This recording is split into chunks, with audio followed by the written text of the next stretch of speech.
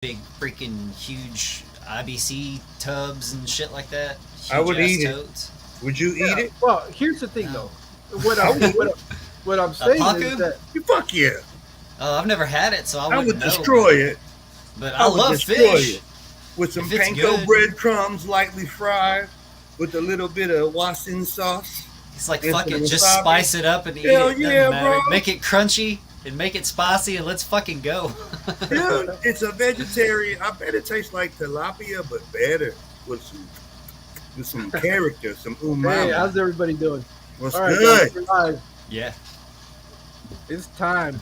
Hey, no, Yeah. we're just having a discussion about monster fish and the price, and my argument has always been I don't care what you want to keep, but I think that monster fish should have an appropriate price so that the people that are equipped to keep them because they get so big are also willing to pay for them instead of making them so cheap where beginner hobbyists make the mistake of buying them and then quickly find out that they've outgrown whatever aquarium they have for them. So that was kind of the backstage conversation we were having. But well, thank you guys for being here. As you guys can see, we have Tommy with us today, Silver Creek Aquatics.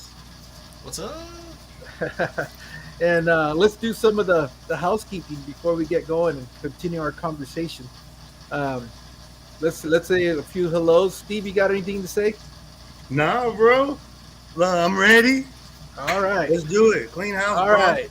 Shout Buy out. more Ralphie pacus. Ralphie Joe was the first one here today, followed That by boy Ralph Tommy. loyal. Oh yeah, yeah. He's one of our number ones. And then we have. Did I get muted? No. Okay, Tommy got muted. I was wondering because all of a sudden it went real quiet. Then we have Berto. Nice to see you here, Berto. I see you. What's up, Berto? Jesse, thank you for being here with us today. That was a great stream last night. It was real fun to have Zenzo on your stream last night. Jeff Kane's here. Thank you, Jeff. Renee. Good, Jeff. Renee. What's good, See, G? we got Jay. Jay's already here with us. How you doing, Jay? Did you see Jay's last video, the one where he aquascaped that fishbowl? Oh, I recommend you watch that. I ain't been doing. You know what I've been doing. Yeah, It's I know. quality. But It's quality. that's a good watch. That, I'm yeah. gonna have to. Yeah, Oh, yeah, it's, no, it's an trust me. inspiring one. Damn, I got a project to do on Sunday for It's school, so but I good can that- enjoy some YouTube. Well, It's watch so good watch that that I- skate before you do your project, and it'll inspire you even further. I promise Either you. that or Well, no, it's for intimidate school. you. But I'm saying I'm gonna enjoy me some YouTube on Sunday, so I'll watch it. Oh yeah, no, Oh, I yeah. was in the process of putting one together until I saw his, and I go, shit, now I got to start. I gotta retouch my bowls anyway, so I'll What check would it Jay out. do? I'm gonna watch it. Was that with a no or with an A? What? What are you gonna retouch? No, I said I need to redo my Picos. I know, Oh, I know. I'm just messing with you, Steve. Sorry about that. All right, well, That's your fault. It ain't got nothing to do with me. all right. So thanks everybody for being here. People will start coming in eventually, but I retouched the bowls. Yeah. But yeah, Tommy, thanks so much, man, for joining us today. I think it's going to be kind of cool. I know you came up in a conversation from Steve. I want to say almost like 4 months ago. No, it was longer than that. It was longer Oh, than that. Hell yeah, Yeah. like a year. He calls It was me a up long all time excited ago. one day, and he goes, "Oh, I finally met somebody that's normal." Obviously, that's like Steve normal. which means really freaking weird. So I started laughing because I immediately knew what he was talking about. But yeah, Heck he's yeah. like, we got to get him on the show. It's just we already had some stuff that was scheduled, so it was just a matter of scheduling. But I'm kind of glad that we were finally able to squeeze you in here, man. Yeah. Yeah, me I'm too. laughing man. because I'm thinking something dark. I don't want to. It's too early for it to go dark, so I'm not gonna go dark just yet. But I thought about it. You know what? Well, I'm not gonna go dark. I was thinking something terrible. It's not that bad though. Okay, well now you He's gotta just say gonna it. tease us and talk about I it know. Well, for 5 more minutes before he tells us. other than Roy, you the first white dude on the show, so this like the affirmative action slot. So we like checking all the boxes and shit. But yeah, like your complexion has absolutely nothing to do with why you're on the show, which was why I was all like excited and am because it plays into exactly what we was talking about, which is eating the paku. Yeah. It's Well, gonna be dope. all right. Well, since you brought it up, let them in what that conversation was, Steve. Okay, so for you guys that don't know, Have and y'all I guess eaten we it? can call this the introduction. Um, Tommy over at Silver Creek, he focuses on a sustainable lifestyle, and it's not sensationalized, and that's why I was so excited. He just doing it because that's what's to do. He got the land, he got the space, he has the interest, and I kind of want him to go and tell how the hell did you go from graduating school to saying, hey, I want to live a sustainable lifestyle and grow my own meat and barter, and you explain it to the people. Yeah. So it actually stemmed from like silly conversations you have with all your buddies that you're like still buddies with for years later, but like conversations that you had when you're like 18, like I'm gonna put together, when we get older, we're gonna have this huge plot of land and build this big community on it, and have like you're gonna have your house over here, and then I'll have mine there too, but it'll be like acres away, so you'll have your privacy and all of that. And there was a lot more into it than that, but we dreamed. But I was the only one that followed through. They were all lazy, and I was like, you know what? I'm gonna do it. I'm gonna do it. I tried a lot of different things, had a lot of different jobs, went on a lot of different paths. Was denied some paths because of my hand, so some things I couldn't do that I wanted to. But for the most part, I tried a bunch of different things. Worked in delis, worked around food, played around with cooking for quite some time. Was even known of my friends as the cook. If you were hungry, go to Tommy, he'll cook. Then moved on to working with cars, like being a mechanic and not being a mechanic, but I started out just working at a lube shop at like Quick Car, and just doing oil changes and stuff like that, and ended up running what I thought was running another Quick Car in a different area that I got recruited to. And I met a buddy of mine from Pakistan there, and he told me one day we were done with our job, closing everything up, closing the doors on the place, the big roll down doors. And he was like, man, you're so good at talking to people and selling all of these services and closing out those and getting them done and everything. He was like, why don't you go sell these cars? So I did. I took his advice, went and sold cars for almost 7 years and moved up the ladder there too. But didn't like it, couldn't sleep with myself. I hated the psychological games that I would have to play with people and all of that was involved. It really started like pissing me off a lot to the point where I was just like, this is starting to affect like my general person, who I am, on the inside, who I am on the inside. So there were a few big things, but the main two things were both of my daughters, when they were young. I came home one night, because sometimes I would work from early in the morning till like 2-3 o'clock in the morning, waiting for the finance guy to close a car deal so I could deliver a car. But I'd come home one night and my daughter didn't recognize who I was, and I could see it on her face. She looked at my wife and was like, Mom, who's that? I was like, I'm out. I'm done. I was like, I've been blinded and didn't see what mattered in life, and I got blinded for X amount of years on that, and I can't do that. It ripped my freaking heart out of my chest, man. Like, really, really did. Like, still, like, gets my blood pumping every time I talk about it. But the other thing was they asked me to lie. I had managers that would flat out just tell me to go lie to a customer. I'm like, I'm not going to lie to them. I'm like, you don't have to, like, you can give me a part truth and that be okay, but you're telling me to, like, flat out lie, looking into their eyeballs. No, you don't do that. Not in Texas, especially not Weatherford, Texas. Oh shit, you was in Weatherford? Oh yeah, I was in the sales ring out in Weatherford, man. All those big car dealerships. I sold all of them.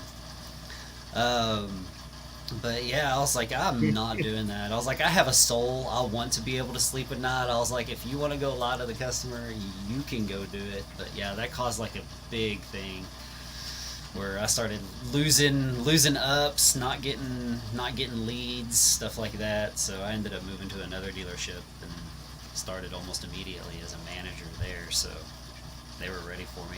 But anyway, no, I ended up getting out of that, and because that other dealership I didn't last but a few months at, because my head wasn't there. My head was around the fact that I need to find another way to make money, not doing this, even though I was, used to. I didn't make a lot of money, but I mean, I was living pretty bougie for what I'm used to.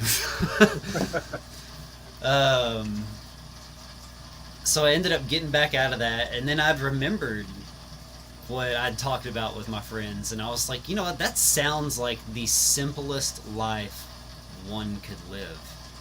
I was like, and I've got a family now. It's me, my wife, and 3 kids. It's like I need to grow them up right, I need to learn them the right ways, teach them about the land like I knew about, growing up with old World War II vets that were like best buddies with my grandpa and weren't afraid to put my butt to work. But just learn, not just use them for labor, but although that's a great part of having kids is help. But, teach them all the things involved with it, like why it's vital to get your hands dirty, why it's important to take care of the animals in the nature around you and stuff like that. So I was like, okay, I'm just going back to my roots then on this. I'm getting away from this. I thought being a city boy would work for me, but obviously it isn't. I was like, I was born in the country. I left the country. I fled from the country to still is country. I don't know why I would call Weatherford the city, being the cutting horse capital of the world, but compared to where I am, Weatherford is the city now.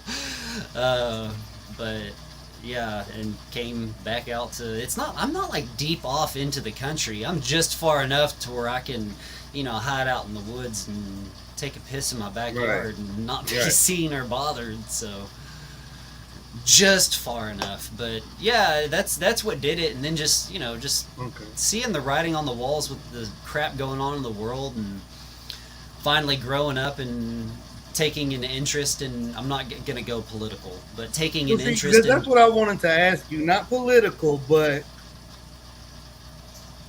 going from the corporate world, the hustle and bustle, because you said like they're trying to tell you to lie to people. And then we're going to tie this into the hobby and the sustainability, but like how things going on in the corporate world, and then you having a family, you having kids, you wanting to recenter around your values and morals, etc. How did it take that change, and then you merge your love for animals, plants, aquariums, different hobbies and stuff, and then incorporate that into your lifestyle, and then that's your way of saying, hey, I'm really not going to participate no more? Honestly, and I didn't really think about it until here recently, but honestly, it was probably like a little bit of PTSD kicking in that triggered that. Like not wasting a moment, not wasting a breath, not taking life for granted in any way. It's not like, you get like in a video game where you get multiple tries. This is your one shot. So I just wanted to make sure that I did it the most natural way that I could, as cliche and whatever as that sounds. But no. So no, I explain some didn't. of the projects you got going on to kind of give people Well, ideas. I want to know Visualize. something before you get too deep into that, because I'm looking at it from my point of view. Hmm. There's no way. And how do I sell this to you? How do you sell this to your wife? That's what I want to know. How did you go from living I in the was a city? salesman. How did I not sell it to my wife? No, I thought about that, and I've actually thought about that in a negative way too, because I've thought, down the road, she gets upset because something about the situation that we're in. I'm like, man, did I sell her on this? Is that what happened? Is that the only reason that we're doing this? Is because I just pulled that psychological shit, that bullshit, that red pill shit? Don't waste your time with it. Treat women like they're freaking people too. Don't play the psychological sales game, because that's all that is. But I wondered if that's what I had done, and wondered that for about a year, and then I finally asked her. I was like, "Are you only here because I sold you this?" She was like, "No, don't flatter yourself. You weren't that good of a salesman." So I was like, "You." Hey, now we're on the internet now, but I understand. That's all I'm gonna say about that. Yeah. No, she was definitely down for it too. She was attracted to it a lot more than I thought she would be into that lifestyle. So it's made it a lot easier. And honestly, man, she's taking it by the balls and is like leading the freaking circus ring that we have going here. She really is. She's started doing canning and preserving and all kinds of stuff like that. So that's why we're like really wanting to push our quail production. And we actually just found out today some bad news. We've been waiting till our local breeder had enough eggs for us to buy so that we could fill our huge freaking Dickies cabinet incubator that'll hold like 600 quail eggs. So that we could fill it up, and now he's not selling birds. So I'm like, okay.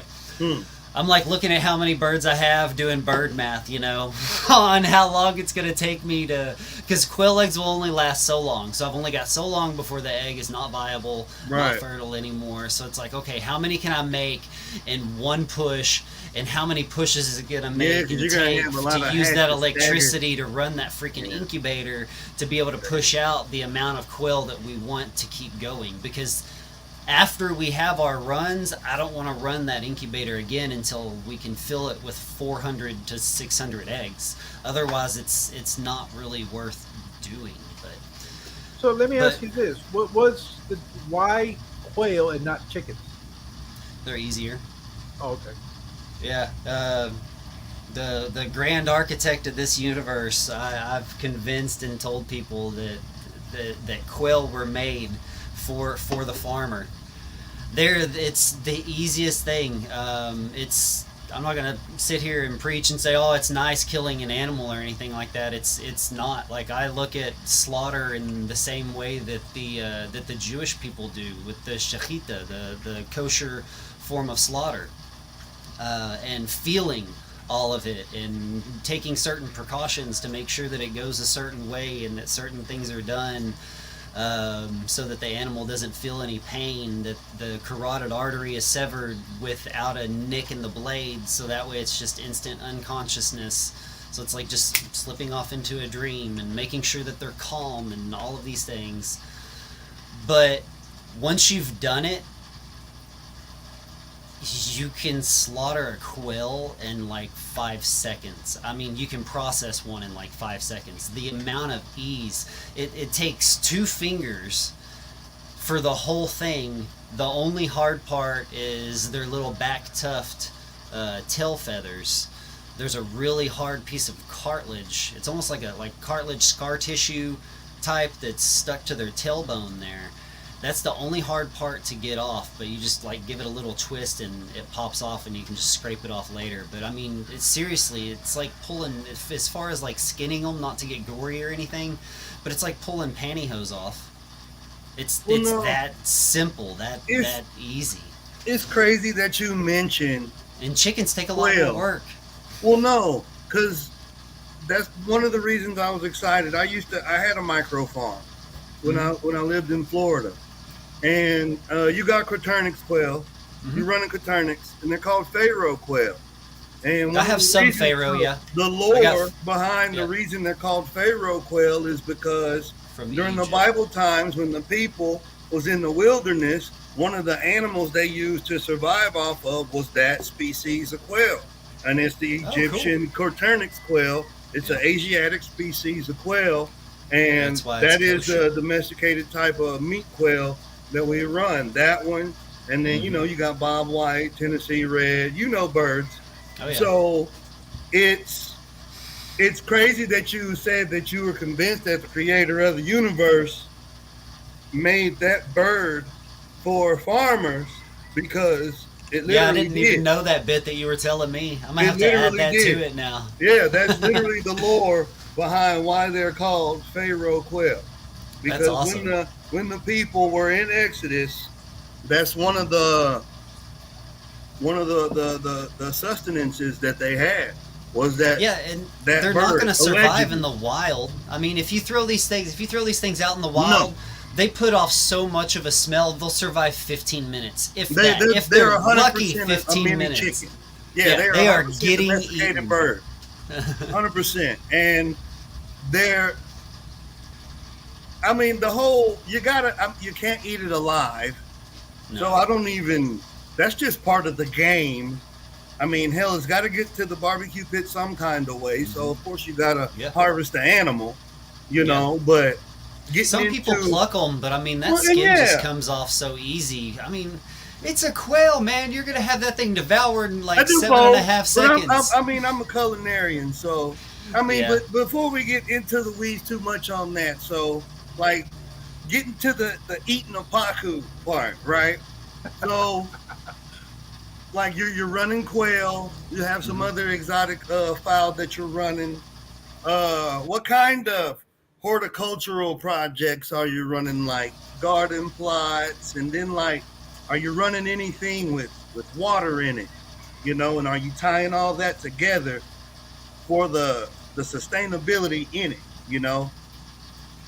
I do have a garden. I had a much larger garden when we first moved out here. I had it was a full-blown commercial garden. What I was running spin crops on 3-foot beds, 50-foot row. So it's a 50-foot long row, and the row itself was 3 foot wide. And spin cropping is placing the most amount of vegetation that you can on that one space of crop. So like being able to decipher, okay, how long is this going to grow? How long is it going to be here? When do I need to plant the next thing to grow up behind it and keep up with it so that it all grows? Like rotational crops and stuff like that. Right. But putting it on a smaller scale and with lettuces and squash and tomatoes and corn and basil, different herbs, stuff like that. So it was huge. I had a lot of stuff running on it. A lot of it is on my Facebook. I don't really mess around with Facebook that much anymore, but like I posted a lot of pictures from that first bit of farm that I did back then, and it was pretty cool. Like we even had a little arch. I had gardens all over our little plot out here. Okay. Had one that looked like an alien because it was on a hill, so I like shaped it out to where it looked like alien eyes looking at you, but it was like red cabbage. So it was like this dark purple and red eyes. So that's where my weirdness was in it. But now I've got a smaller area. The Three Sisters? Yeah, have you done it? Yeah, corn, beans, and squash or cucumber or a melon. Yeah, a So legume, check this out. corn, and There's a couple variations on that, and it's regional depending on the Indians. Like the Creoles, like where I'm from, my blood, we run. You can run, instead of running the corn, you run a tomato. Yeah. But instead of running a indeterminate, you run a determinate. So it's a bush tomato, and then the tomato serves as your stalk, and then you can swap out the pepino or the cucumber for the squash. So it interchanges, or you can swap out the tomato for okra. Yeah. Yep. My neighbor does it with okra all the time. She's beans and okra every Mm-hmm. year. Ever since my parents moved out here years and years ago, she's beans and okra. I've tried the tomato one myself, but I've done it with indeterminate only. But I do. Hmm. You know Curtis Stone, Yeah. the dude up in Canada, the hard pruning techniques that he Yep. does with tomatoes.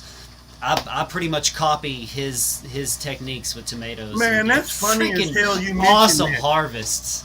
That's, dude, you know what? You a Texan. So we Yep. have this thing, y'all, in Texas. We competitive without being competitive, but we competitive as hell. And we have yard wars, okay? So when I was living in Florida, I had this neighbor, and he was into the lifestyle too, gardening, everything, you know, and he would grow these big ass tomatoes, bro, and heirlooms, bro, Cherokee purples, Russian blacks, you name it, you know. And he put the kelp on there. He go to the beach and get sargasso weed and compost it. He was on it. He was on it. He grow big ass bushes, but He he was like never have no, permaculturing it. yeah, he'd never Yeah. have no tomatoes though. And I'd be like, it's because you got some beautiful plants, but they ain't flowering, they ain't producing. I want to eat, bruh. You can Yeah, grow you gotta those tease big a old tomato. beautiful bastards all you want to, but I want to eat, Yeah. And because like me, I'm out here treating mine like stepkids, you know what I'm saying? Shit. Water, they don't get water until either I can do it or it's raining because A, I'm cheap, and B, I was active duty, so I was always working. You know what Yeah. I'm saying? But I'd have yields through the roof, like the birds and the squirrels would be eating them, and I stopped caring, you know, because I'd have so much. And you were talking about the canning and the preserving when George asked about how you got your wife into it. So when you got on this, made this decision to go sustainable and teach your kids, I want to know because it's a oddity now, I guess, to where we can have a conversation about it now. But 40 years ago, 50 years ago, this was the norm Normal. in the majority of rural America. And I bring this up because you mentioned your children. And I remember a lot of these memories because I got raised by my grandparents. And I remember eating fig preserves. I remember eating pear preserves, homemade biscuits, all kinds of stuff like that. I now know how to can. I do it. I know how to do all that stuff. And so it wasn't a novelty as much as it was, why in the hell am I gonna go in the store and buy stuff? You pay $1 something for one bell pepper, but then I got a bush of bell peppers, and they're so prolific that the birds, squirrels, everything, they having a buffet. So how did you rope all that into it? And like, was that a part of it too? Like bringing Getting the other family nature into it. Yeah. Like the biodiversity side of it. Yes, and the family. Well, yeah. I mean, all of that works together. I mean, you want certain plants have to be pollinated in certain ways, so you need different types of pollinators coming in to pollinate those plants. The ones you can do on your own, you can do on your own, but some of them need certain things to come in. So we would, before the season would start, at the end of fall, right before winter would start, we would plant wildflowers, like butterfly bringing wildflowers in, so that way they would go through their season and come out the next year. Otherwise, you're going to end up waiting a whole nother year for a lot of your flowers to pop up. But then learned of which plants would bring in more bees and started planting the plants that would bring in the bees to pollinate certain things. But yeah, I mean, that was definitely a part of it. I mean, honestly, as biblical as this sounds, I made a conscious decision to live as close to my own little verbiage that I made. I'm sure it's probably somebody's thought of it or made it into something. I just haven't looked into it.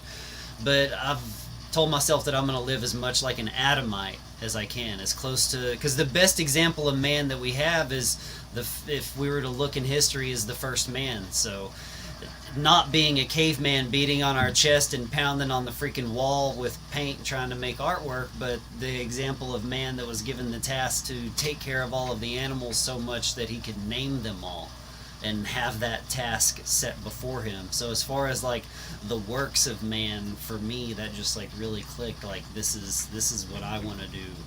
This is where I feel like I need to be. If that's the example of man that if I were to emulate, that's what I want to emulate. No, I get it, bro. Like you want to be a steward of the earth. Yep. Like I get it, man. I don't want to leave a mark. We're talking about Primal. Like y'all, you got to watch that show, man. It's crazy because like the conversation we had earlier, and it was kind of like tied into what you just got through saying. You made the conscious choice to live as closely as intended as possible, and what I guess the craziest thing for me to digest about this whole thing is how did something that we are supposed to do, something that's visceral, how the hell did that become a novelty? You know, you supposed to, how the hell you gonna eat, right? If there were no supermarkets, if there was no empirical structure, how would you eat? Yeah, no, and you're absolutely right too. And it was weird too because like all of these people that I'd talked about, like friends of mine, well, not all of my friends that I've talked about this with, but a few of them look at it now and are like, they're like, oh, that's, you know, saying, oh, this is so cool. This is my buddy Tommy. This is what he's doing. He's doing all this cool shit. And then I finally do it, and they're like, I guess maybe with the politics and the way that everything are now, they're like, oh, well, you're just riding this side's bus or this side's bus, and you swallowed this pill or that pill. I'm like, no, man, I've been wanting to do this since I was a kid. Bill Clinton was in office when I decided to do this crap. Oh, they tried to say like you're some kind of like political lunatic because you grow your own damn food. Yes, and they were all for it and like, you know, hooting and hollering over it. Person. You know? I'm the opposite, the antithesis of a freaking extremist. I'm just cheap and a nerd. I'm just cheap, man. I like growing. Look, let me tell y'all something. It is very popular. Like I see it on the internet all the time. Of the food is big now. People are cooking more, and I guess it's because of the pandemic. But people are cooking more chefly type food. And there's nothing better than being able to go outside and get your own stuff, bring it in the house, wash it, process it, prepare it, and eat it. I mean, and then getting the kids involved. Like some of the best pictures I have in my photo collection is of the kids acting their ass in the garden, you know? Wearing the bucket, putting the garden basket on like a hat, you know, shooting each other with the water hose, holding cucumbers up like earrings. And... Exactly, you know, cutting all the spinach down to a nub instead of plucking them, you know. But that's it's novel, but it shouldn't be. But it's low key wholesome, you know. And now. The way the economy is, like $1 ain't stretching as far as it used to, and I find myself like part of the reason I'm not doing it as much as I should is because it's become a novelty, bro. And I find and like that's me though, you know. Like last year I grew some stuff, it turned out good too, you know. And you don't have to take it to an extreme, though, on it. I mean, there's some people do, like the people up in Alaska that are on those TV shows that are roughing it up in the freaking tundra and shit. I mean, that's not what I'm trying to do. I mean, I could if I needed to. Yeah, I could. But when comforts are available, I'm definitely going to live a comfortable life. And I definitely don't want my kids to suffer or anything, even though, I don't know, I grew up understanding that suffering is good for the body. So, and if anybody, I know y'all know if anything at all about Catholicism in any way, I mean, y'all understand that too. I mean, the suffrage of the body, you know. So I mean, I'm all about that. That's why I work my butt off. Even though I'm not the one working, I'm still working my butt off, challenging myself like constantly every day in like every aspect of it. Otherwise, I don't feel accomplished, and I'm just sitting there at night instead of going to sleep. Like, man, I could have done this and could have did that, could have done that. And I was just freaking lazy and didn't do a dang thing. And now here it is, weighing on my conscience like an idiot. I manifested this moment on myself here. Well, see, you moved to the country though, right? Look, that's what I was gonna. That was my. I did it in to the your urban comment. setting. Go ahead, George. You Yeah, moved to the country. See, you're saying it's a novelty, but it's not really a novelty. It's a novelty in urban settings. Yeah. I live out That's in the exactly country. why. I've lived out in the country most of my life, and that's Yeah. very normal. Everybody is Exactly. growing It's just the something way, in their yeah. garden, Yep. whether it's just herbs or vegetables or whatever. There you go. mean, down here, you can't go to a neighborhood and somebody isn't growing some type of a citrus. Or they got some because that's- chickens or something. Well, Yeah. chicken's a little bit not so much because again, you have to be out in the country because the minute you start putting your chickens in an urban setting, you get people complaining about the See, noise I'm and the laughing. smell. You remember when I called you bitching last year? Because Yeah. I saw the egg price go up before I went to the DR and you called me and told me eggs was like $7. I was like, the lies you tell. But it was Watts. Look, it was Watts, Big Hank, and Jorge. And I was bitching for like a solid 2 months, bro. And I was like, everybody can go to hell. I'm getting me some damn chickens. I was like on the city council website now trying to see if it's legal. And then I was like, I don't give a damn if it is or not. I'm getting me some chickens. Got me a couple dog kennels. I'm getting me some quail. I'm going to have me a meat kennel. And I'm going to have me an egg kennel. That's how easy it is, y'all. You can run quail in an extra large dog kennel. And it's not animal abuse. Like that's You can how actually, easy it is. if you have an extra large dog kennel, you can split it You and can run split it, two exactly.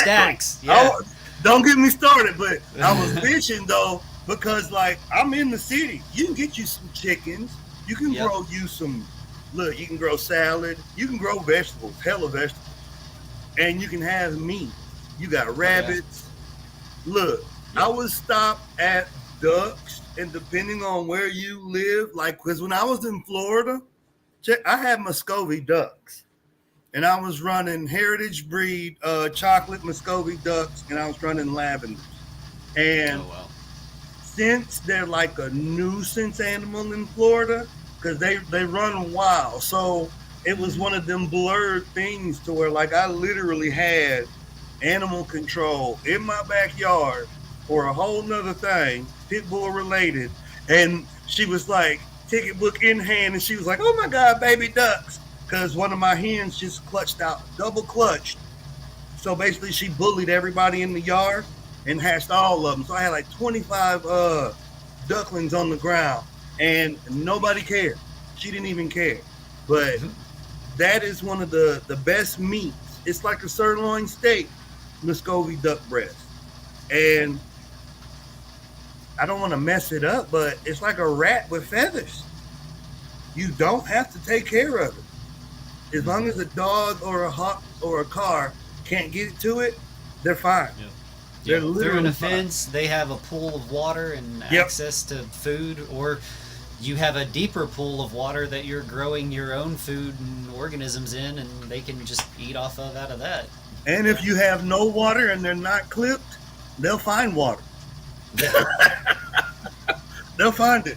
They can fly. They can fly. They like they Well, can fuck cats, dogs. Like it's crazy. Go ahead, George. What's interesting too, though, and a lot of people, I don't know if they're aware of that. In our own aquariums, we have stuff that we can eat. Food. We have Exactly. food in there, and I'm not talking about the fish either. I'm talking about the plants. Yeah. You can use duckweed and make yourself a green shake. I mean, it's it has that much protein content on it that it's actually healthy for you. If you're growing bacopa, you can use that. Yeah, Bacopa's it's food. mint. You know, Or you can go so- the other way. Watercress and is food. feed that stuff right back to your fish too, Yeah. Exactly. depending on what it is, like moringa. Well, I know my duckweed. It's all food for me because it goes straight into the goldfish tank. That's all they eat. Yeah. And I think the reason I've never had any my issues God. with digestive systems for those fish is because that's all they eat is duckweed, what they would normally eat out in the wild. They would eat vegetation instead of this processed food. So I've been very fortunate in that aspect, that I've never had to deal with any of the digestive issues that goldfish are notorious for having. Mm-hmm. Well, But see, look. Speaking of like eating fish, right? Because I'm entertaining a couple ideas of like what to grow to eat for like that hobbyists can do, right? So I got a tank full of crawfish outside. It's crawfish season in Houston, and I've been ate crawfish only twice so far this year, but that's gonna change this weekend. Good Friday, we eating them. So Yeah.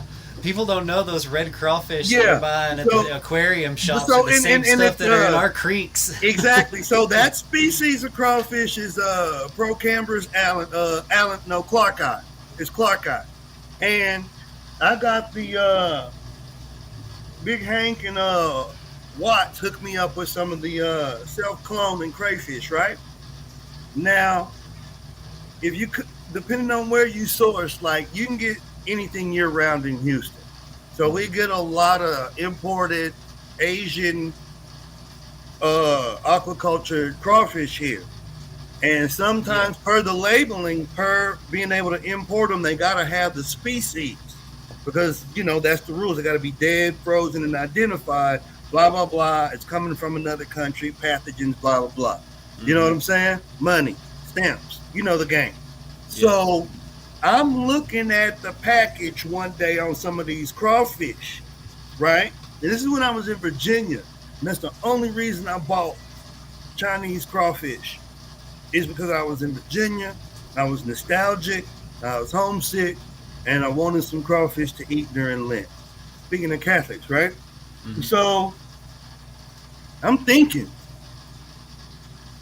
tubs, water troughs, big ass tanks that you ain't using for nothing, seed crawfish, a pump, duckweed, eat. Or even one of the water tanks, the reinforced water tanks with the cage. I forgot what the tinaco in Spanish, but that, loaded with crawdads. I mean, because tilapia is being done. Mm-hmm. Overdone. I'm looking at Oscars. So, hear me out. You watch Jeremy Wade? Mm-mm. The River Monster Show used to be on Discovery Channel. You go out catch the big monster fish. You ever watch any of these documentaries where they're at these local fish markets and there's all these different fish like Thailand, Vietnam, South, etc., right? Yep. All those fish at that fish market on the table, on ice or with flies on them, depending on what country, all those fish are in the hobby in one way or another. In fact, the majority of those fish we don't even get to see because they're not hobby sustainable. They're too damn big. They don't have a market in the hobby, right? Mm-hmm. So what if we took the element of nerdness, which is Pokemon, the Pokemon phenomenon, I want the rarest, coolest shit, and we merged it with sustainability. So Aquafunk hit me up one day because he wanted to know about Umbies, the Chrono Heroes, right? Now, in the Chrono Heroes clade of fish, a lot of them bad boys you eat. That's like, taco fish. You fillet them and fry them and eat them. So what if... Reject. Right. So what if the people with the same energy of, I'm going to rescue your big ass fish, or I'm going to put 10,000 gallon ponds in my basement. What if they took that energy and started raising ornamental fish that you could eat? To keep them, so we're stewarding the earth, because now we're going to give it a market. The United States is the target for this stuff. So now they can sell it to us. And now it's feasible. It makes sense to have these rare fish. They ain't going to be rare no more because the hobby going to get a hold of them. And we're breeding them not only to just have to flex, but to eat.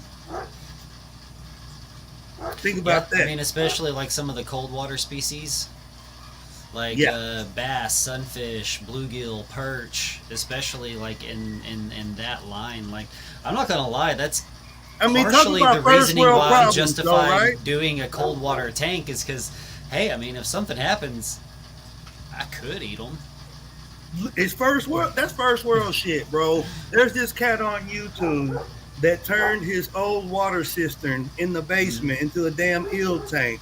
He got gar and shit in That is there cool, dude. and Yeah, I've seen everything. And that. I'm like, and you got a lot of That people that's not albino like gar, yeah, right. or They just platinum. happen to have fish. They're not in the hobby. They're not like representatives of the hobby in any way. But they got cool projects going on. Mhm. Hey, I'm a coon ass. We eat gar down here, boy. He Mhm. got food swimming in his basement. I know a lot of people that eat American eel. It's Dude, a I see more delicacy. gar beached up on our lake than anything else. Exactly. So he got food literally swimming in his water cistern in his basement. So imagine if we take that same energy and put it towards some of these species that are losing habitat, that are losing a foothold because they being outfished to eat. What if we Mhm. took the hobby and kept eating them, but raised them too? Yeah. Well, I mean, then that would kill the Pacu entire. being one of them. It would kill the entire over-capitalization of the niche market of our hobby, St. Dust is awesome. St. Dust is like on track. which Look I'd be at this. cool with. Yes, I do know what you mean. Speaking like, so this is perfect, right? So like, look at a pacu, right? I would not eat a pacu from any of them fish rescue places or anywhere. But like, if it was like an invasive one out of Florida or even one of the invasive species down here, okay, I would eat it no differently than I would that native fish. But like the fish food, the chemicals, the dechlorinator, all this stuff like that, how do we know if it's people safe? And that spurred from a conversation that me and Jorge had about what if you put CChem XL on some tomato plants, because I was trying to see. I just think it's such a waste to have all this damn water going with just ornamental plants. I want to Glad you grow hit some on food. this. I mean, I know, like, I'm thinking PVC pipes, a drill, fertilizer, hydroponics, rock wool, spinach, Yep. food, you Mhm. know? But, like, where are the hobbyists at that are linking them to? Hey, Liz, you know what I'm saying? Like, where are Yeah. the hobbyists at? Like, you're one of the rare ones that you're growing your own damn food. You And got some growing them rabbits, you from got the some water birds. from in here. Exactly. And you also are an aquarium hobbyist. Mhm. So how do we get more representatives like-minded in the hobby to kind of bring these two together to morph it? Because Dude, I that's- know I'm not the only one. That You're not the question only is one. no, yeah. That question is what I'm all about with Now you got me turned up. fish keeping, man. Like, not having to just throw money at something. I mean, yeah, there's some people out there that just want to be able to throw money at something to fix it, and that's part of just their who they are. Not that it's a problem, it's just part of who they are, how they were raised, or the area that they live in, what they're Right. used to. Not everybody's like that. Some people are like you and I that want to find out, okay, well, what leaf is going to fix it? What should I have done right in the beginning to Right. have prevented this from happening? What could I have added in there? Could I have added more humic acid, or could I have ground up more oak leaves into the substrate material before I put a sand cap on, or before I put rocks on, or whatever the heck you're doing? I mean, Well, see, bro, look at this. people are too afraid of bacteria. If somebody just plugged into the stream now, they wouldn't know if you was talking about growing a damn tomato or an Alternanthera renecii. Mhm. Because growing shit is growing shit. So that's what I mean when I say take that same energy. Like Funk did this thing on his back porch. Then he had some taro in there. He had all the semi-aquatic amphibic plants in there, and he had it nice. But he did it in a bucket on purpose to prove a point, because he was trying to show the methodology and the practicality of growing that Yeah. particular way, of running that particular enclosure and ecosystem. He did a damn science project, low key, just to do it. Like, you know, out of spite, not like spite, like evil, but like, no. It's no, I get it. I'm the same way. Absolutely, you know? I'm the same way. And it It's was a just cool like with little CO2. With people saying, "Oh, well, you can't grow that without CO2." It's like, okay, Yeah. challenge accepted. You know, so F off. I'm gonna do it. Watch me. if y'all go look, watercress. Watercress is I love it. It's delicious. It's a great salad green, right? Uh-huh. If y'all go look, one of my plant hunting in the DR videos, me and my son are at the river, and we're eating watercress right out of the river. So I'm thinking, you go to the store, and now with now prices, a bunch of watercress run you about $5-6. And the crazy part about it is, 15 seconds. Yeah. we pay tax dollars to kill it because it's on the noxious weeds list. It's a weed, but it's delicious. The same goes for, like you said, Bacopa, didn't you, Jorge? So many people. You're muted. You're muted, G. I got you. There you go. So many people don't know that a lot of the stuff, like, you know, epazote. Yeah. The for the beans, that's a weed.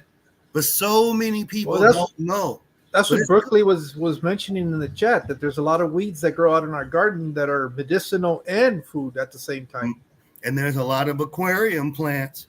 And see, here's the thing about it is the novelty part is what it perturbs me, but it's not that much to obsess about.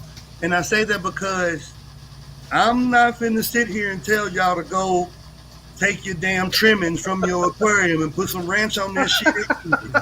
What I'm saying is knowledge is so paramount, and that knowledge came from the ancestors. And when we turn stuff into a novelty, we take that away from it.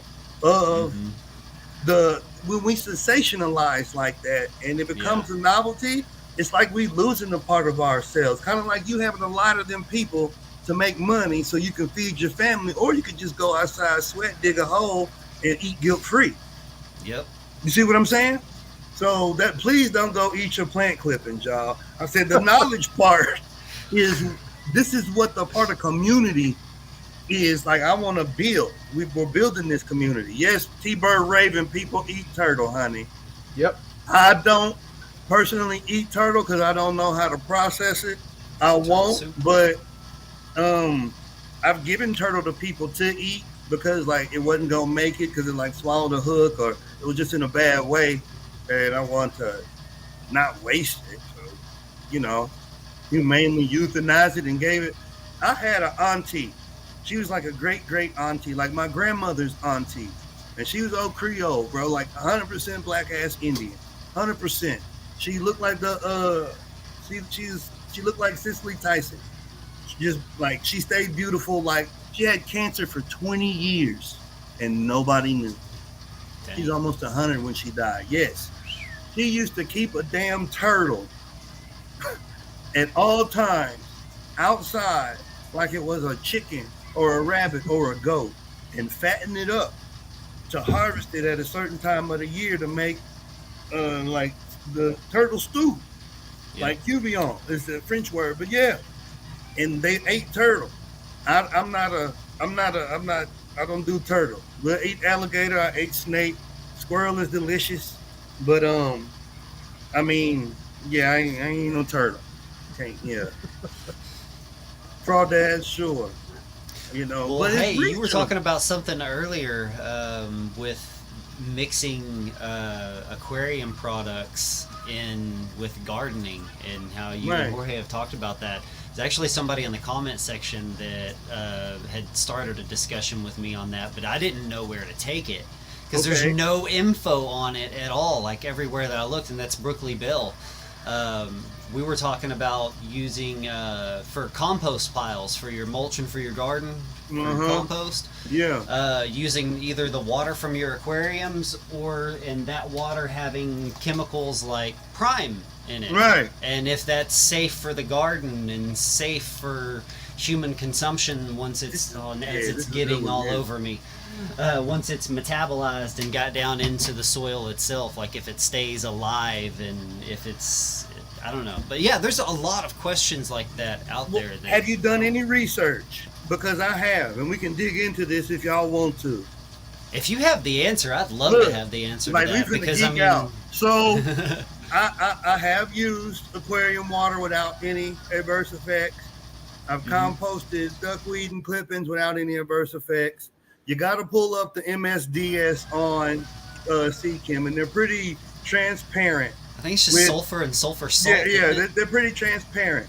Yeah. So me putting 2 and 2 together, and then just doing a comparative analysis of the same ingredients that's in store-bought fertilizer, stuff that you can go to the co-op to get. That is, so the FDA is real loose when it comes to fit for human consumption.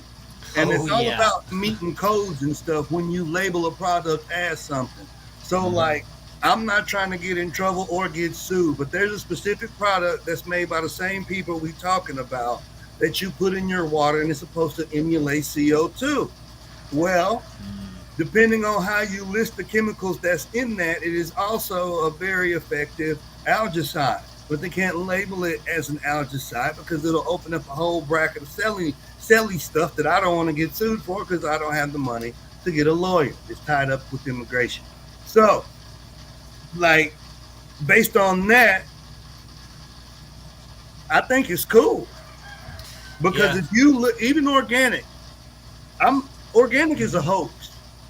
Because I'm gonna put it to you like this, because I'm country, and like when I go to the DR, like that shit grow in the backyard. When I go to mom's house and we gotta go get some food, or I gotta follow my fat ass down a mountain to get some ganeo or some bananas or something to eat. Look, if the bugs ain't eating it, I don't want to eat it. And I was even telling Watts that, like, if the bugs ain't eating it, I don't want to eat it. And if you're growing sustainable and organic, then you already know you grow a sacrificial crop that you kind of just let them get that, and because they got to eat a too. brassica. If You know, you're ever always. curious of which sacrificial crop, Kale, it's always a kale, brassica. Kale, Kale, lettuces, Scotch blue, broccoli, Scotch Brussels blue. sprouts. I got any some of Scotch those. blue outside right now that ain't even. Yep. It's like an ornamental because it ain't gonna get harvested.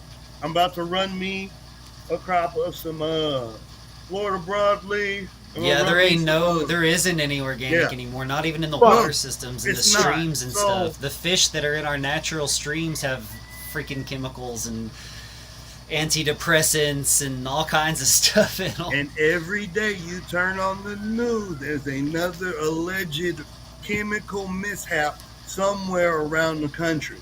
So, it's all relative terms.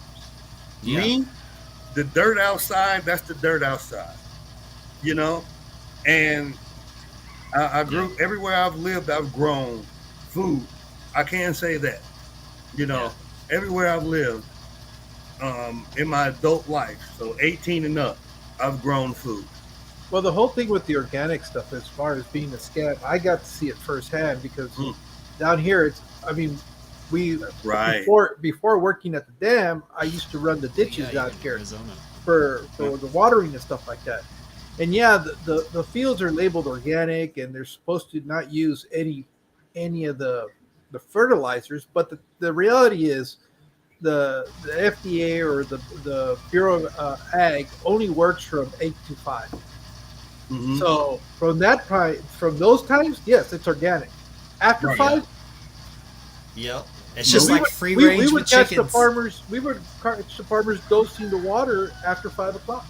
So, you know, if you want to pay more for something that says organic and it makes you sleep better at night, go for it. But you're not eating organic, unless you're at a farmer's market where somebody is pulling it out of their backyard.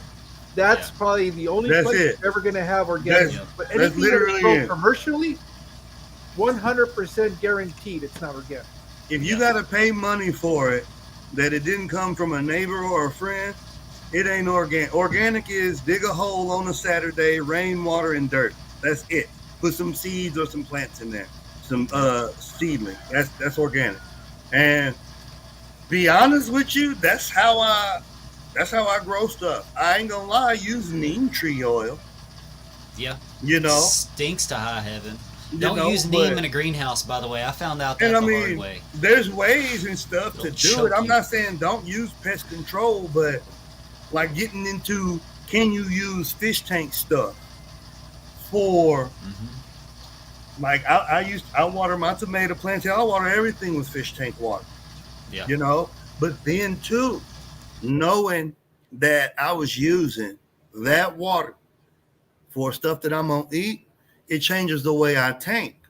Jorge knows that I'm a weirdo. Like I'll be like, "Nah, I can't talk right now. It's raining, bro. I gotta catch water." And it's like, Right. that. I gotta do some water check. Every Like, it's time. raining, I'm going to work. Every So, time yeah. Steve tells me that, I envision him running outside with a bucket trying to catch rain. Like, No, I'm around just the backyard. positioning them, you know. And, Half you know, dressed like, with yeah. slides and boxers, trying not to slip And on his like, ass. if it's raining good, I'm like, shit, I'm gonna take advantage and use this, and like everything's getting like, you know, why not? And then I can still catch more to have a reserve later.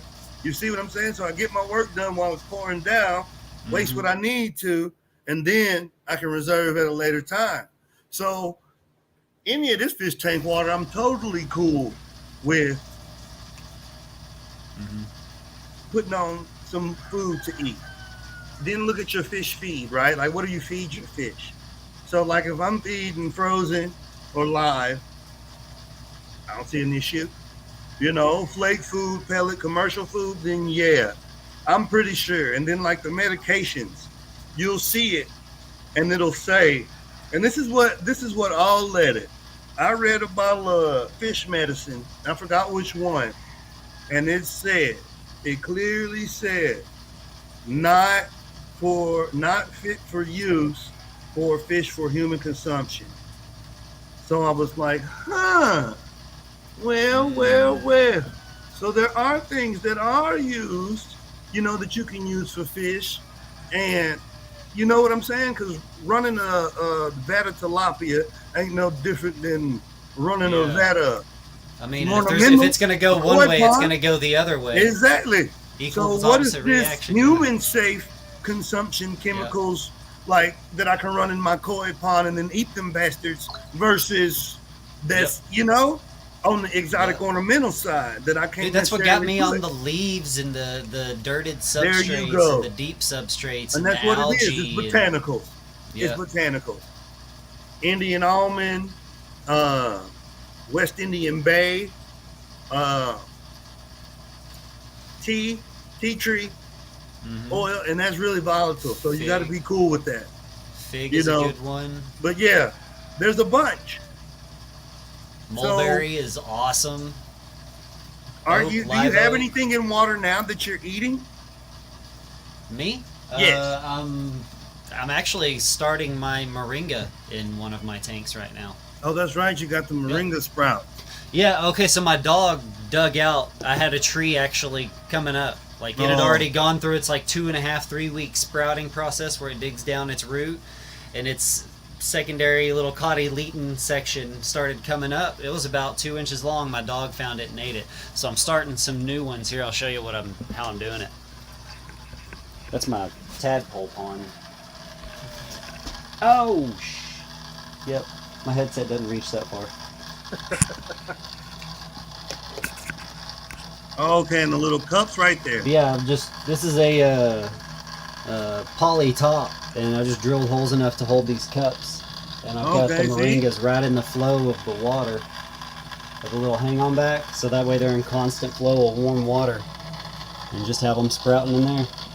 So imagine if you had some lettuce, spinach, anything, growing in those same cups, the exact same setup, like maybe put some rock wool or something that'll stabilize them. And you got cilantro. You can grow all kinds of stuff. Yeah, but don't you run into the problem that there isn't sufficient nutrients in the water column of a fish tank to be able to grow a sustainable amount of plants? That's why everything that I've seen that's hydroponic, you have to supplementally fertilize. But see, that's what I'm saying. What if your fertilization is within the substrate already? Dude, that's what I'm saying. EI dosing EI dosing for a competition tank, for like an ADA tank or an AGA tank, shit, it's the same nutrient dosing that you would to grow food. Like you would grow weed with the same shit, that literal amount of fertilizer. All of the fertilizers and amendments that I I have in my tanks is the same stuff that I use in my garden. And the proof is in the pudding of why you have to do so much water changes, or you will have pea soup in that fish tank. You got to remove those nutrients because nothing else is. So my theory is the spinach could remove it, the cilantro could remove it, the food could remove it. Fast. You see what in them same little cups that Tommy got with the moringa sproutlets growing in there. Yeah, but like I said, because I've taken a dive into doing the aquaponic stuff and looked at it, and one of the issues is that even your fish bioload in there doesn't produce enough nutrients for the amount of plants you would need to grow to sustain yourself. That's what I'm getting at. So you eventually you're going to find yourself having to dose it. I mean, it's just, but it does help. Don't get me wrong. It'll start growing, but it's not something you're going to be able to keep. I see what you're saying. So, like, for example, like if you were to sprout a potato in a brand new tank, the potato's going to sprout a little bit just because it has water, but once it actually starts to grow and its root system starts to really come in, until fish are applied and all of this other fertilizer is applied. So if it's a new tank, you're not adding fish right away. So you're not feeding your plants right away. So you're talking about like that like comparative. Well, and not only that, it's just the energy that those plants require to grow, the size that you're going to be able to harvest them. Oh, wouldn't be enough to sustain a family. It consumes all your nutrients within the water column that eventually you have to start fertilizing just to be able to keep up with the growth of the plant, because it does such a good job of pulling all the nutrients out of the water. And that's the common thing that I've seen when people try to do aquaponics gardens. And that's just talking about just making a salad for yourself. It's not even for commercial purposes. Well, I wonder if trimming root systems would help, because a lot of people with terrestrial plants are too scared to trim the roots off of a plant. So, growing plants that you can actually trim the root systems off in your aquarium, so that way they're not sucking up as much. That might be that could be a thing. So check this out, because like both of y'all are like right on it. So like when I was talking about EI dose, I'm talking about estimative index dosing, right? Mm-hmm. So like what both of y'all were saying, but more leaning toward what you were saying, Jorge, like talking fish flow, talking nutrients, right? Mm-hmm. So you do the same EI. So like I'm doing an EI dose because I got my aquascape, right? And I got Copa, I got Rotala Waliki, I got Stargina Repens, I got some heavy feeders. I'm growing a carpet, and I'm trying to like show off, so I'm running Glossostigma. I'm not running the newbie stuff, the Monte Carlo, that crap. I'm running Glosso, like hard stuff. So I'm doing my dosings, and I'm macro dosing, and I'm micro dosing, and I'm running my CO2 bubbles, X, Y, and Z. Mm-hmm. I'm doing all that because I want the result for the growth of the plants in the tank. All it would be is tweaking the formula to get the growth of the food plus the plants in the tank too, and keep everything alive and keep it a nice system. So kind of the same principle of people putting pothos in a HOB filter to get the nitrates down, or using hornwort or salvinia or a floater to bring down nitrates like that. Mm-hmm. And like the whole point of EI in a tank is algae control, right? Your water changes, your CO2 saturation, etc. Well, you could augment the algae control with the food plants. So instead of doing the water changes, you're tweaking the nutrient addition so that the food plants are your algae control, and you're benefiting from being able to eat the plants instead of having to waste all that damn water. Mm-hmm. But you're doing the same math. You're still adding the same juice to the tank, same CO2 saturation, everything. Yeah. But I guess the result you want is growing edible food. I think there's something to that, bro. Like, we on the edge of it. Like we're going through the motions anyway, just to look at stuff. I think he was more Right. worried about like the amount of space. Like even in this 4 foot, 120 gallon behind me, if I were to grow, even with my knowledge of spin cropping and Bro, running aquaponics and I hear hydroponics you. before, I would hear that you, but be there's a enough to cop-out. feed? Would that be Bro, enough you to got feed the people family? that's got like full ponds with logs and shit and waterfall. Like you can make it work. Yeah, You but can no, make it work. just in this particular setting, like the hobbyist setting that only has their tanks, though. Like a limited. Well, Yeah, I guess tweak what you grow. yeah. Yeah. No, that's what I'm You getting don't- at. It's just, and that's what I was trying. That was the point I was trying to make. Is that Tweak yeah, what you grow. you can do some of that stuff, but you are going to have to do. You're going to have to intervene to be able to have that successful crop that you're after. Yeah. I would say greens for sure. Greens for sure. You Yeah. know, Yeah, and possibly okay. some kinds of fruit like strawberries. I'm thinking you could pull it off with. Or And, microgreens, if you're worried about yeah, space and and stuff, you can run all types of microgreens greens, and yeah. grow those inside. And I'm thinking, and then edible flowers like nasturtiums would go. yeah, I know that for a fact. Like I didn't grow them that way before. I think it's something worth exploring, man. You know, Yeah. like Well, I mean, would you be there's an entire industry of people that are doing that. They're aquaponics. It's just Right. they're using, except instead of using ornamental fish, they're using tilapia. That's so they're getting two food products out of one system. one of my friends that does the stuff I was telling you about? He has the farms. There's a Asian market in the Tampa area, and they got the tilapia tanks and everything, and then they're growing the microgreens from in net hydroponically and selling them, by the pound at the market. And the tilapia too, and it's all in the same system. So it's doable, but I'm thinking like, how can us, being the hobbyists we are, how can we boost it that much? Because these people are farmers; raise the they're not bar and nerds. stop using tilapia. Start using fish that actually taste better. Exactly. Learn how to build a salmon run so that you can induce spawning with salmon in an aquaponic setup. Salmon is screwed though, man. You know that, right? In the wild, All of them. oh, I love salmon and trout. Like there's no population of salmon allegedly now that hasn't been touched by the bioengineered ones that got out. Oh, okay. Yeah. There ain't no like. It'd be like if you had your COVID vaccine or not. There's no I pure thought you were blood going a salmon different no way more. with that. No. No. I mean, salmon's still good, but like, there's no more like the way the Lord made them salmon no more. Yeah. Yeah. No, they're all they all got a little touch of something in them. Mm-hmm. Yeah, Allegedly. especially the stuff you get from the store. They even says like added color, like they're dyeing them.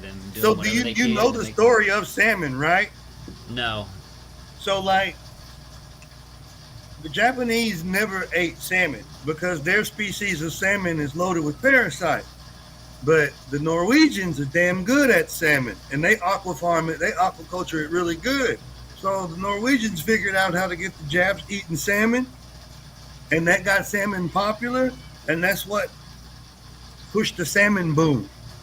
Yep, So they just figured it out. good old fashioned business. Yep. Yeah.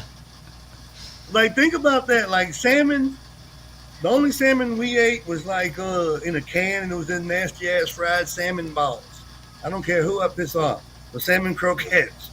We wasn't eating. Growing up in the 80s, we was not eating those slabs of grilled salmon with dill sauce and grilled vegetables and bell peppers and all that shit. We were not eating it. We was eating crappie and catfish and redfish and stuff from the Gulf of Mexico.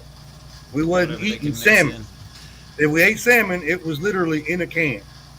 So I guess what, in the 90s when the Food Network came and then going, that salmon became more popular. Now you can get salmon at Dollar Tree. Well, the thing is because it became a farming commodity. That's why it became more accessible for people Right. to have. But it used to be only, you know, something you would consume on special occasions or at high-end restaurants because it wasn't easy to access. Right. But you know, uh, and I don't know. I mean, it's just there's a lot of things that can be done, but you know, it's just Well, how much work you want to put into it. do you grew up in the desert part of the globe, Mhm. and do you guys eat a lot of seafood? Because when I say seafood, I'm fortunate that we have freshwater, saltwater, inshore. We got all, but we got everything that swim. Where you guys, if y'all had fish, did it have to get imported from Mexico from saltwater, or how did y'all Yeah, eat seafood? yeah. The biggest importer of seafood products down in Mexicali was the port of Ensenada. Okay, That's where most of the and then to this date, that's the biggest supplier of seafood for this the Baja California region. that's what I was thinking, Baja. Hmm. So what fish But would you raise then? I wouldn't do anything that's saltwater. I don't have access to saltwater. Tilapia would be the one that comes to mind just because we consume that a lot. If you come down here and eat fish tacos, you're eating tilapia. You're not It's eating. sad. Tilapia has been vilified, and it shouldn't have been. And I Yeah. think I personally, I don't eat tilapia, but I'm not gonna go out of my way to not eat it. If somebody says we're Well, eating fish and it's tilapia, I'm gonna eat it. But uh, that's not my preference. given the choice, I'd rather have tilapia than catfish any day. See, I can't. but see, I don't like the taste of mud. I'm from a different. We eat catfish down here. I fried something last night. It was on sale. You gotta You have know it what I'm cooked saying? by a Texan so it doesn't taste like That's mud. what it is. We're used to I it. had You it know cooked what? by I had it cooked by somebody from Louisiana. Who Let me tell you, there swears you go. They make oh, the best. man. They you swear. know what? It's roasting time. Yeah, okay. it's roasting time. Let me tell you my experience with catfish. Here I you had go, you I had bullshit. blackened Thank you, catfish, T-Bird. and Put you know it was probably that the up. passable catfish that I've had. And then I had in Florida, they swore by their catfish nuggets, Oh which was Lord, basically cornmeal battered catfish. And I had catfish nuggets last night. It's the belly meat. A I'm real passing, catfish nugget is the belly meat. passing up on that. Not for See? me. Now. Here you go with your virtue signaling again because you're a hipster from the West Coast. Now, catfish is a cultural thing, man. And it's like wherever you're from, you live off the land, and the ancestor, the indigenous, pass it down. There ain't no water down here that ain't got catfish in it. Mhm. And catfish is like tilapia in the sense of it can be exploited because they're bulletproof. They're tougher than woodpecker lips. Yeah. Like they can survive out of water for extended periods of time. They're prolific breeders. They can live in uh, less than clean water. And there's a lot of misconceptions about catfish that they're Half of them live in a scavengers, tunnel. They they're don't bottom in the mud. feeders, they're all this crazy stuff. And it could be the farthest thing from the truth. And us as hobbyists should know better than some of these myths about tilapia. If you are an African cichlid keeper and you believe some of this BS about tilapia, shame on you.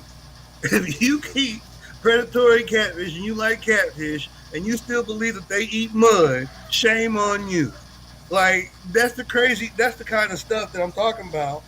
And like it's how you cook it, right? Bluefish. Do you know what bluefish is? Me and Zen on the same wavelength. I'm not hearing it, Zen. I'm not hearing it. I don't know. You live in spring. That's No why. wonder I like Zen. But look, like bluefish. Some people say it's like the worst fish ever in saltwater. I like them. They're sporty fish. They're fun to catch. We catch a bunch in Tampa Bay. Man, I don't like to waste. And I ate it before, and it's like the hell with it. Anything tastes good fried. It's how you cook it.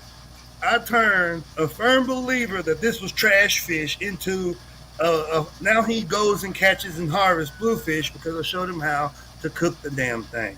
Anything tastes good if you cook it right. There's no such thing as trash fish, is what I'm saying. I mean, there's really not. Like, people eat Playcos. Would I eat a Playco? Not if I had the privilege of not of like starvation. Like, no, I wouldn't. Starvation says absolutely, it's gonna be delicious. Oh yeah. You know, Yeah. but like, I don't know. What would you like tilapia? I think tilapia is a vilified fish, and like you go to the store here, they got live tilapia, live channel catfish in the same tank. And, you know, it's kind of expensive now. It's like $5-6 a pound. Now think about that: $5-6 a pound for allegedly this horrible fish. You might as well eat good fish for $5-6 a pound. Now I've had catfish that is not good. Like we've had a couple Yeah, of I have catfish joints too. out here. Like you've been to Azle, you know there's this place called Catfish O'Harley's, and it was this big plaza wooden place with a huge roof on it. That's like no other place here, but the worst freaking catfish I've ever had in my entire life. It tasted exactly like what Jorge was saying. It tasted like mud. But You man, know what that like, is? the Brookshires that's around here that gets their catfish from local source. Y'all got Brookshire Brothers? Yeah. No, Shut not up. Brookshire Brothers, but Brookshire is the grocery The store. grocery store, yeah. It Yeah. used to be Brookshire Brothers, but now it's just Brookshire. Yeah, dude, their Yeah. fried catfish is legit, man. Like, I'll It's stop hey, in sometimes and be like, man, I That's gotta some have East some of Texas it. shit. It's like a little East Texas chain of grocery stores. It's old as hell. And they're only in East Texas, and I don't know how they still exist, but they they're must be tied expensive. to the cartel or something shit, because there's only a handful of them.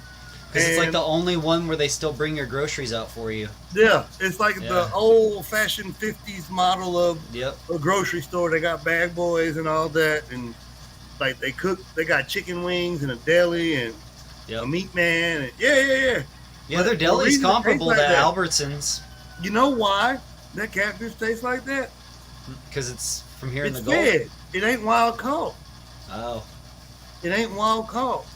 less And mud. farm raised catfish, I'm not trying to get sued again, but you know they feed it. You know they feed it, right? They feed it that soy-based fish meal crap. Just muck, like leftover Yeah. chicken and cow feed. And, It's ground Yeah. up.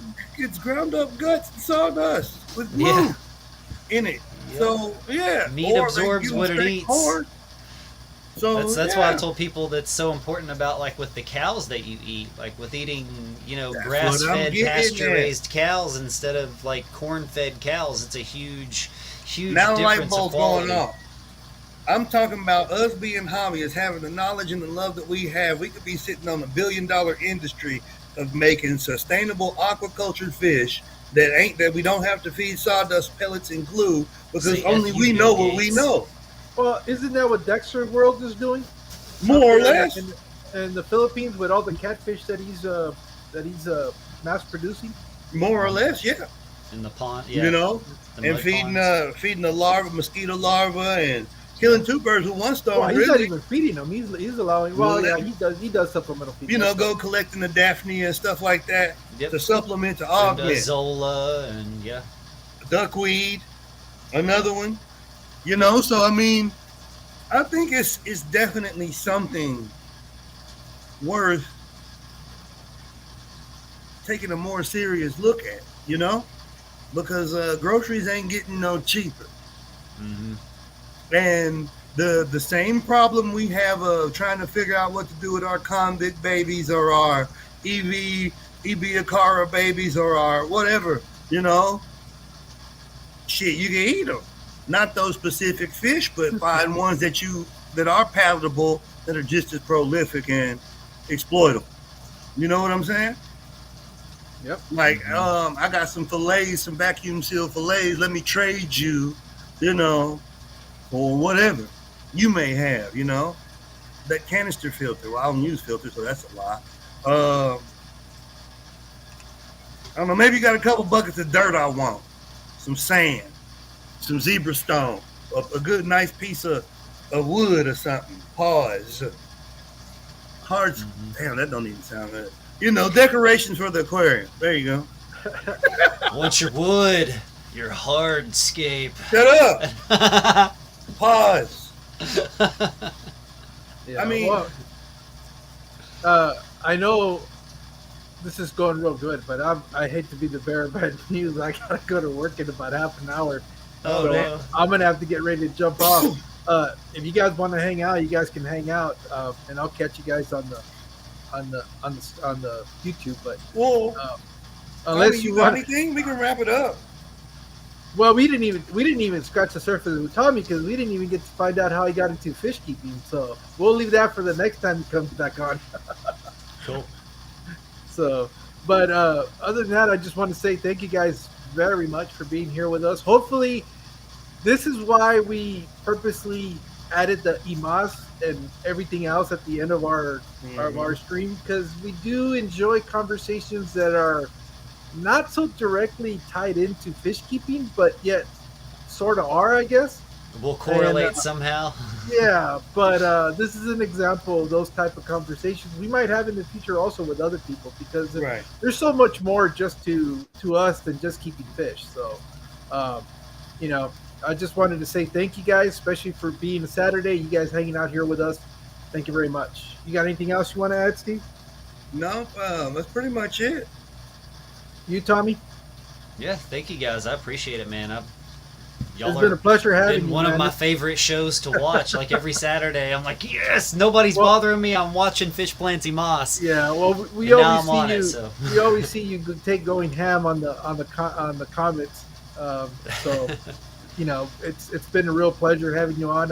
You know, I'll talk my game. Yeah, it's not the first time me and you have interacted. I've been fortunate enough to be on one of your streams, and but hopefully this is, you know, not the only time you're here with us either. So For sure. I hope we look not. forward to having It'd be you awesome. again. So where can people go to see your projects and all the stuff you got going on? Me? Yeah. Oh, on my YouTube page, it's just Silver Creek Aquatics. Here, I should have probably put that as my name here, shouldn't I? That's your Tennessee fish mafia name. Yeah, yeah. Here, I'm about to write it out right here. And then, like, if they want to see not aquarium hobby related stuff that you got going on, like your quail, like I remember you telling me about your peacock, stuff like that. Oh, Yeah, it's all man. mixed. It's all mixed. I've got not all of my YouTube is just fish. There will be some quail, dove, pigeon, peacock, chickens, all kinds of different stuff. Finch. We just hatched a full albino finch with the crazy, like, completely see-through Thank you, red Sam. eyes. But yeah, also on my Instagram, I don't really use the other Yeah, I was gonna socials say, as much, Yeah, but Instagram. I use the Instagram sometimes. So so I'm on it as well. It's the same name. Yeah. And So- any other social media? Do you do TikTok, Facebook, anything like that? I mean, I have Facebook, but I only use it for the messenger. Okay. There's some people that are on there, but it's mostly just like the, people that I've actually interacted with, and like with you guys and stuff like that being on there. But I don't really post a lot on Facebook. So YouTube is enough. How For me, I know anyway. you've been making strides to try to get to 1K. How close are you to that? I'm over 1K. Oh, are you? Yeah, Congratulations. yeah. I'm at 1100. So it's your watch hours that we have to get you up on, Yeah, right? yeah. My watch hours were. Oh, let me see. Actually, I can pull it up real quick. I don't know what they're at right now. I think it's close to 2,000. But I put together playlists now, so that will help.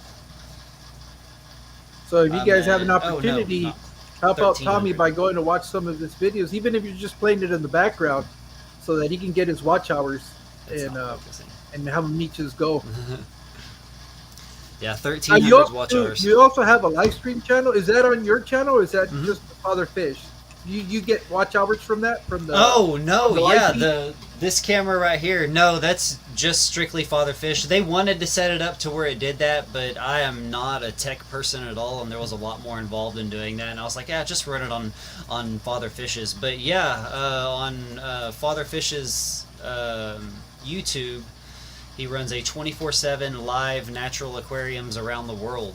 And it's tanks like ours, darted tanks, natural tanks, some filterless tanks, some that do have filters, like most of mine all have some type of filtration on them. I haven't gone completely down, but yeah, most of the tanks that are on there, it's just one tank, but I actually move mine around and we'll show like different ones on there at different times. So All it's right, pretty and cool. also just right here popped up. I guess Dusty and Moose are going to be having their first show tonight, so make sure you guys go check them out.